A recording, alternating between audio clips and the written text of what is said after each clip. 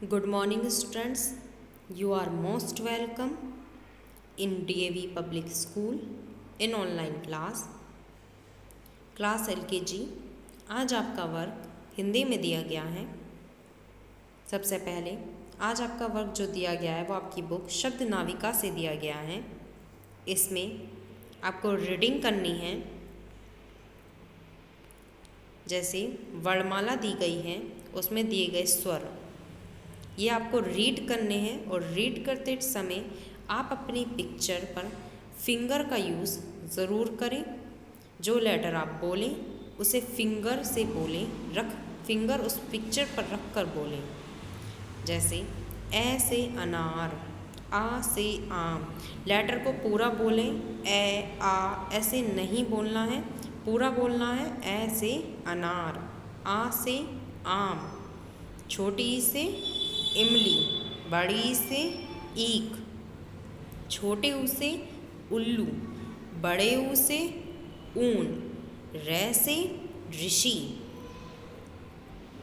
जब आप इन्हें रीड करेंगे तो अपनी फिंगर ज़रूर इस पिक्चर पर रखें और तभी उस लेटर को बोलें। ए से एड़ी, ऐ से ऐनक, ओ से ओखली, औ से औरत, अंग से अंगूर, आणे खाली। जब आप इन स्वर्स को रीड कर लेंगे एक बार फिर से कोशिश करें कि आप इन्हें फिर से बोलें और इस बार स्पीड वैसे ही रखें। अपना जितना आप अच्छे से बोल पाएँ उतना अच्छे से बोलने की कोशिश करें। जैसे ए से अनार, आ से आम, छोटी से इमली, बड़ी ई से ईख, छोटे ऊ से उल्लू, बड़े ऊ से ऊन, रै से ऋषि। आप इस तरीके से इसे एक सॉन्ग की तरह भी बोल सकते हैं। इससे आपको इन्जॉय भी होगा और आपकी रीडिंग भी हो जाएगी। ऐसे ही ये ए से एड़ी, ऐ से ऐनक, ओ से ओखली, औ से औरत, अंग से अंगूर, आणे खाली। इसके बाद आपके व्यंजन आएंगे। व्यंजन भी आपको उसी तरह से रीड करने हैं जैसे आपको स्वर बताए गए थे। फिंगर का यूज़ ज़रूर करें। कै से कबूतर, खे से खरगोश, गै से गमला, घै से घर, आणे खाली। चै से चम्मच, छै से छाता, जै से जहाज, झै से झंडा, आणे खाली। टै से टमाटर, ठै से ठठेरा, डै से डमरू, ढै से ढक्कन, आणे खाली। तै से तरबूज, थै से थन, दै से दवात, धै से धनुष, नै से नल। पै से पतंग, फै से फल, बै से बकरी, भै से भालू, मै से मछली, यै से यज्ञ, रै से रथ, लै से लट्टू, वै से वक। अपनी फिंगर का यूज़ ज़रूर करें। शै से शलजम, शै से षटकोण, सै से सपेरा, है से हल, शै से क्षत्रिय, त्र से त्रिशूल, ज्ञा से ज्ञानी, श्र से श्रमिक। इस तरह से आप अपने व्यंजन रीड करें।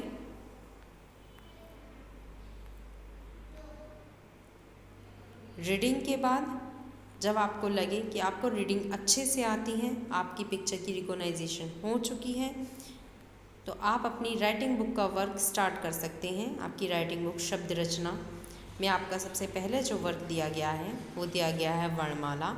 जो अभी आपने रीडिंग बुक में रीड किए थे वही आपको इसमें लिख कर देखने हैं। सबसे पहले जो लिखे हुए हैं उन पर आपको पेंसिल ड्रॉ करनी है और जो खाली हैं उन्हें आपको भरना है। जैसे ए से अनार, सबसे पहले आप ए से अनार की पिक्चर देखेंगे, उसे रीड करेंगे कि क्या लिखा है। उसके बाद जो डॉट से बने हैं उसके आप ऊपर पेंसिल चलाएंगे और बाकी के 3 कॉलम्स जो आपको खाली दिए गए हैं उसमें आपको ए से अनार लिखना है। इसी तरीके से आप आ से आम की पिक्चर देखेंगे, उसे बोलेंगे आ से आम। उसके बाद जो डॉट से आ से आम बनाए गए हैं उन पर आपको पेंसिल ड्रॉ करनी है। उसके बाद आपको जैसे ऊपर आपने 3 कॉलम्स ऐसे एन से फिल किए थे, आपको ऐसे ही सेम 3 कॉलम्स आम से फिल करने हैं। इस तरीके से आप फिल करते हुए छोटी सी इमली का कॉलम फिल करेंगे, छोटी बड़ी से ईक का कॉलम फिल करेंगे, छोटे ऊ से उल्लू, बड़े ऊ से ऊन, रे से ऋषि, ए से एड़ी, आई से ऐनक, ओ से ओखली, औ से औरत, अंग से अंगूर, आणे खाली। ये सभी स्वर के फिल करने के बाद आपको नीचे दिए गए सभी स्वर फिर से एक बार दिए गए हैं, इन पर आपको पेंसिल फिर से ड्रॉ करनी है। और इन्हें जब आप ड्रॉ करेंगे तो एक बार तेज तेज बोलते हुए ड्रॉ कीजिएगा, इससे आपको याद रखने में काफ़ी हेल्प मिलती है। इसके बाद आपको व्यंजन दिए गए हैं, कैसे कबूतर, इसमें भी आपको सबसे पहले पिक्चर देखनी है, उसका लेटर देखना है, उसे बोलना है कैसे कबूतर, फिर जो डॉट से बने हुए कैसे कबूतर उनके ऊपर पेंसिल ड्रॉ करनी है। पेंसिल ड्रॉ करने के बाद आपको जो 3 कॉलम्स खाली दिए गए हैं उन्हें आपको फिल करना है। इसी तरीके से घ से खरगोश, ग से गमला, घ से घर, आणे खाली, च से चम्मच, छ से छाता, यह कॉलम्स आपको फिल करने हैं। इन कॉलम्स को फिल करते इस टाइम जब आप इन्हें फिल करेंगे आपको बोलते रहना है। इस तरीके से बोलते हुए बोलने से ना केवल आपको लिखने में हेल्प मिलेगी बल्कि आप इन्हें याद रख पाएंगे कि छ छाता कैसे बनता है, ऐसे ही च चम्मच कैसे बनता है, आप इन्हें याद रखने में काफ़ी हेल्प होगी। इसी तरीके से जय जहाज, जब आप इसे लिखेंगे तो आप इसकी पिक्चर ज़रूर देखें, इसे फिंगर से रख कर बोलें जय जहाज, और लिखें तो बोलते हुए लिखें, जिससे आपको काफ़ी हेल्प मिलेगी। इस तरीके से आपको ये सभी व्यंजन लिखने हैं। आपको जो ये वर्क दिया गया है आपकी राइटिंग बुक में पेज नंबर 6 तक दिया गया है, आपको इसे बोलते हुए रीड करना है और इसे लिखते टाइम रीड ज़रूर करें, इसकी पिक्चर देखें, इसका लेटर देखें कैसे बना हुआ है, अच्छे से बनाने की कोशिश करें। इस तरीके से आप अपनी राइटिंग बुक का वर्क कंप्लीट कर सकते हैं।